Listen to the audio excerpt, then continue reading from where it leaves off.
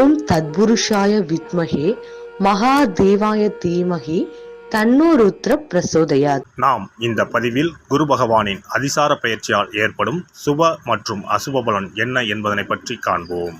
கடந்த மே மாதம் 14ஆம் தேதி குரு பகவான் ரிஷபராசியில் இருந்து மிதுனராசிக்கு பெயர்ச்சி அடைந்தார். சனி பெயர்ச்சிக்கு அடுத்தபடியாக ஜோதிடத்தில் மிகவும் சக்தி வாய்ந்தது குரு பெயர்ச்சி ஆகும். பொதுவாக குரு பகவான் ஒரு ராசியில் இருந்து மற்றொரு ராசிக்கு செல்ல சுமார் 1 வருட காலம் எடுத்துக்கொள்ளும் நிலையில் தற்போது 6 மாதத்திலேயே கடகராசிக்கு செல்கிறார். வரும் அக்டோபர் மாதம் 18ஆம் தேதி குரு பகவான் மிதுன ராசியில் இருந்து கடகராசிக்கு பயிற்சி ஆவார். கடகராசிக்கு பயிற்சியாகும் குரு பகவான் டிசம்பர் மாதம் 5ஆம் தேதி மீண்டும் மிதுன ராசிக்கு பயிற்சி ஆவார். கிரகங்கள் பொதுவாக தங்கள் சுற்றுப்பாதையில் ஒரு குறிப்பிட்ட வேகத்தில் நகர்ந்து ஒரு ராசியில் இருந்து மற்றொரு ராசிக்கு செல்லும். சில கிரகங்கள், குறிப்பாக குரு, தங்கள் சுற்றுகளின் போது ஏற்படும் ஈர்ப்பு விசையின் காரணமாக தங்களது இயல்பான வேகத்தை விட வேகமாக நகர்ந்து குறிப்பிட்ட காலத்திற்குள் அடுத்த ராசிக்குள் நுழைந்துவிடும். இந்த வேகமான மற்றும் முன்னதாக நடக்கும் நகர்வுக்கு அதிசார பயிற்சி என்று பெயர். குரு பகவான் ஜோதிடத்தில் சுப கிரகமாக கருதப்படுகிறார். குரு அதிசார பயிற்சி நடைபெறும் காலத்தில் சில ராசிக்காரர்களுக்கு நன்மைகளும் அதிர்ஷ்டமும் எதிர்பாராத திருப்பங்களும் ஏற்பட வாய்ப்புள்ளது. இந்த பெயர்ச்சி மக்களின் வாழ்க்கையில் திருமணம், தொழில், செல்வம் மற்றும் பல்வேறு நல்ல மாற்றங்களை கொண்டு வரும். இந்த அதிசார பெயர்ச்சியால் உங்கள் வாழ்வில் வளமும் நலமும் செல்வ செழிப்பும் பெற்று வாழ்வில் உயரிய நிலையை அடைய எல்லாம் வல்ல எம்பெருமானை வேண்டி விரும்பி கேட்டுக்கொள்கிறேன். எவ்வித பேதமும் இல்லாமல் எல்லோரையும் சமமாக பாவிக்கும் விருச்சிகராசி அன்பர்களே, நீங்கள் பழி பாவத்துக்கு அஞ்சி நேர்பாதையில் செல்பவர்கள். இந்த அதிசார பெயர்ச்சியின் போது ராஜதந்திரத்துடன் செயல்பட்டு சில முக்கிய முடிவுகளை எடுப்பீர்கள். பழைய பிரச்சனைகளுக்கு மாறுபட்ட கோணத்தில் யோசித்து தீர்வு காண்பீர்கள். இனம் காண இயலாதபடி இருந்து வந்த தடைகள் நீங்கும். ஏலச்சீட்டு, மியூச்சுவல் ஃபண்ட் போன்ற விஷயங்களில் கவனமாக இருங்கள். அங்கீகாரம் இல்லாத நிறுவனங்களில் முதலீடு செய்ய வேண்டாம்.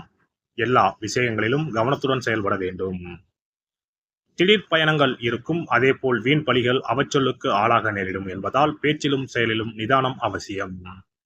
சந்தேகத்தால் நல்லவர்களின் நட்பை இழந்து விடாதீர்கள். கணவன் மனைவிக்குள் ஈகோ பிரச்சனை வராமல் பார்த்துக் கொள்ளுங்கள். பழைய பகையை நினைத்துக் கொண்டு உறவினர்களிடம் பேசாமல் இருக்க வேண்டாம். குற்றம் பார்த்தால் சுற்றம் இல்லை என்பதை உணர்ந்து கொள்ளுங்கள். குலதெய்வம் கோயிலுக்கு சென்று சுவாமி தரிசனம் செய்வது நன்மை தரும். குடும்பத்தில் மகிழ்ச்சி உண்டு. குடும்பத்தாரின் பூரண ஒத்துழைப்பு உங்களுக்கு பக்கபலமாக இருக்கும். வெளிவட்டாரத்தில் செல்வாக்கு உயரும். அதே அளவு விமர்சனங்களும் வரும். எதிர்பார்த்தபடி பணவரவு இருக்கும். உறவுகளால் ஏற்பட்ட சங்கடங்கள் நீங்கி நல்லது நடக்கும். அத்தியாவசிய பொருட்களை வாங்குவீர்கள். வீடு பராமரிப்பு பணிகளில் கவனம் செலுத்துவீர்கள். பழைய சொத்தை விற்றுவிட்டு புதிதாக பெரிய மனை வாங்குவீர்கள். புதிய வாகனம் வாங்கும் யோகம் உண்டு. உடல் சோர்வு, வீண் அலைச்சல், டென்ஷன் விலகும். தாய்வழி சொத்து கைக்கு வரும். அரசியல்வாதிகள் பரபரப்புடன் காணப்படுவார்கள்.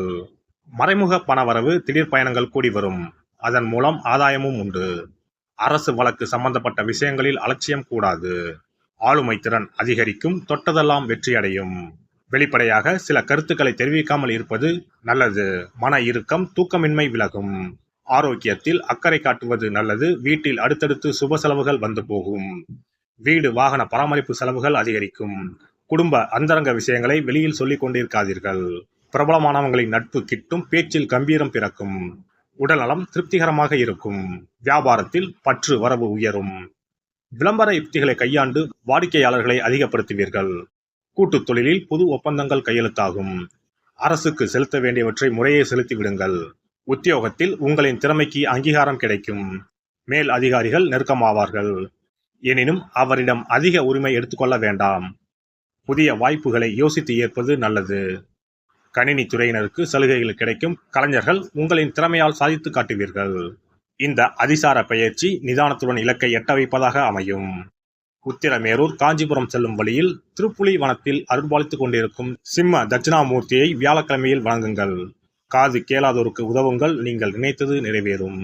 குரு பகவானின் அதிசார பயிற்சிக்கு பரிகாரமாக வியாழக்கிழமைகளில் தட்சிணாமூர்த்திக்கு மஞ்சள் நிற மலர்கள் மற்றும் மஞ்சள் நிற உடையுடன் அபிஷேகம் செய்வது, குரு பகவானுக்கு நெய் தீபம் ஏற்றி வழிபடுவது, அன்னதானம் செய்வது, மற்றவர்களுக்கு உதவுவது போன்றவை சிறந்த பரிகாரங்களாகும். மேலும் வியாழக்கிழமைகளில் குரு பகவானின் காயத்ரி மந்திரத்தை உச்சரிப்பதும் நன்மை பயக்கும். குரு பகவான் சஞ்சரிக்கும் அந்தந்த ஆலயங்களில் உள்ள குரு மற்றும் நவகிரக சன்னதிகளில் தீபமேற்றி வழிபட்டு வரலாம். சிறப்பு பரிகாரம்: வியாழக்கிழமை அன்று மண்ணால் செய்யப்பட்ட ஒரு உண்டியலை வாங்கி வர வேண்டும். அந்த உண்டியலின் வெளிப்புறத்தில் மஞ்சளில் பன்னீரை ஊற்றி குழைத்து உண்டியல் முழுவதும் பூச வேண்டும். இப்படி பூசிய இந்த உண்டியலை நம்முடைய வீட்டின் குபேர மூலையில் வைத்துவிட வேண்டும். தினமும் அல்லது வாரத்திற்கு ஒரு முறை குறிப்பிட்ட ஒரு தொகையை போட்டுக்கொண்டே வர வேண்டும். உதாரணமாக 2 ரூபாய், 5 ரூபாய், 10 ரூபாய், 20 ரூபாய் என்று நம்முடைய வசதிக்கு ஏற்றவாறு ஏதாவது ஒரு தொகையை நாமே தேர்வு செய்து அதை மட்டும் 10 ரூபாய் என்றால் 10 ரூபாயாக தினமும் அல்லது வாரத்திற்கு ஒரு முறையோ போட வேண்டும். இப்படி உண்டியலில் நாம் பணத்தை சேர்ப்பதன் மூலம் நம்முடைய வாழ்க்கையில் குருவால் ஏற்பட்ட பண பிரச்சனைகளும் தன பிரச்சனைகளும் தீரும். உண்டியல் நிறைந்த பிறகு உண்டியலில் இருக்கக்கூடிய பணத்தை எடுத்து அருகில் இருக்கக்கூடிய சித்தர்கள் ஜீவ சமாதி உண்டியலில் செலுத்திவிடலாம் அல்லது ஏதாவது ஒரு பொருளாக வாங்கி கொடுக்கலாம். இது பொதுவான பரிகாரமாகும். உங்கள் ராசிக்குரிய அதிசார பயிற்சி பலன்களை அறிந்து அதற்கு ஏற்ற பரிகாரங்களை ஒரு அனுபவமிக்க ஜோதிடரின் ஆலோசனையின்படி செய்வது நல்லது. எல்லாம் வல்ல இறையருளால் நீங்களும் உங்கள் அன்பு குடும்பமும் உடல் நலம், நீலாயுள், நிறை செல்வம், உயர் புகழ், மெய்ஞானம் ஓங்கி வாழ்க வளமுடன். இந்த வீடியோ பதிவு உங்களுக்கு பிடித்திருந்தால் லைக் பண்ணுங்க, கமெண்ட் பண்ணுங்க, ஷேர் பண்ணுங்க, மறக்காம சப்ஸ்கிரைப் பண்ணுங்க, பக்கத்துல இருக்கிற பெல் பட்டனை கிளிக் பண்ணுங்க. நன்றி, வணக்கம். ஓம் நமச்சிவாய, சிவாய நம.